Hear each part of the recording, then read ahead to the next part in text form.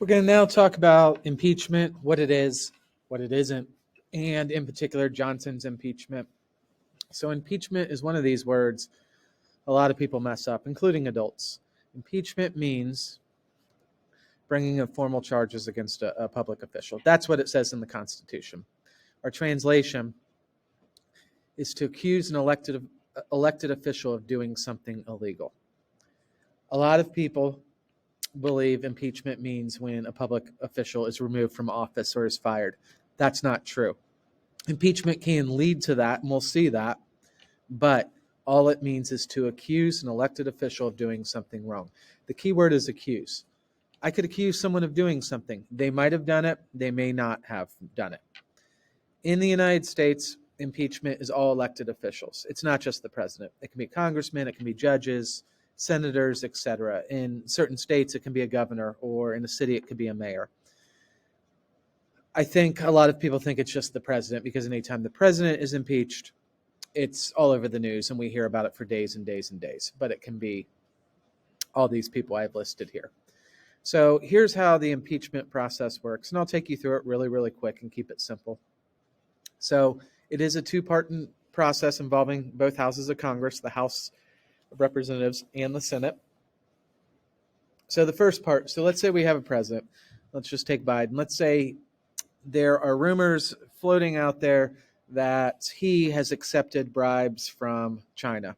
China has paid him $10 million to do certain things that will benefit China.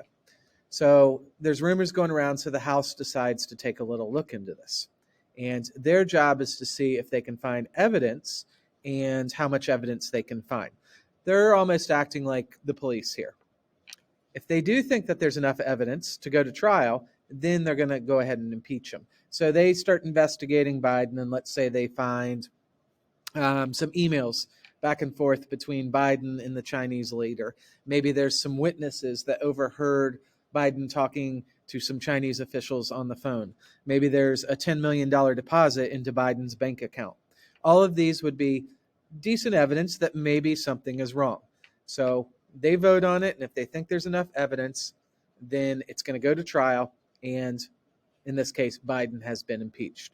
Again, it does not mean, this is the key, just because a person is impeached doesn't mean he will be kicked out of office.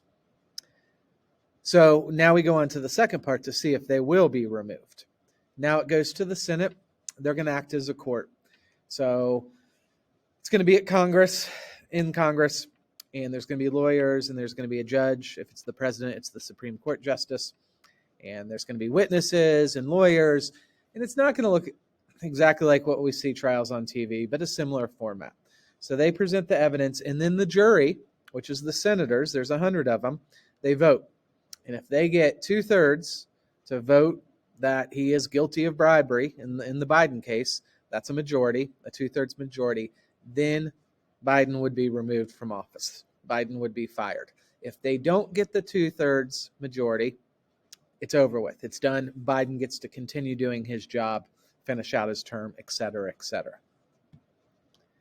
What can an individual be impeached for? According to the Constitution, it's treason. That's a betrayal of country, bribery. I kind of just mentioned that.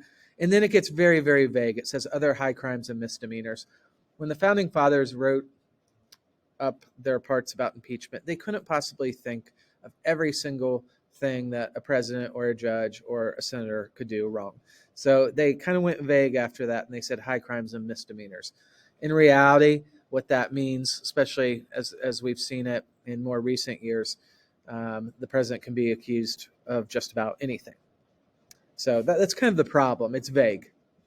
Treason, we know exactly what that is. Bribery, we know exactly what that is. Other high crimes and misdemeanors, that's somewhat open up for debate.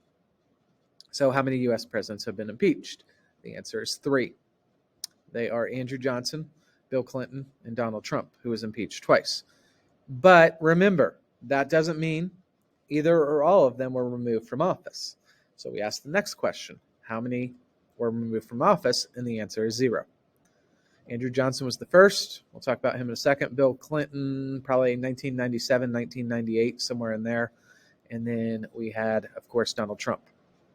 So back to Andrew Johnson. officially, why was he impeached? The official reason, and we're going to see there's a difference between the official and the real reason. Officially, the radical Republicans were behind this, his enemies. They impeached him because he had removed the Secretary of War. He had fired his own Secretary of War. They claimed it was a violation of the Tenure of Office Act.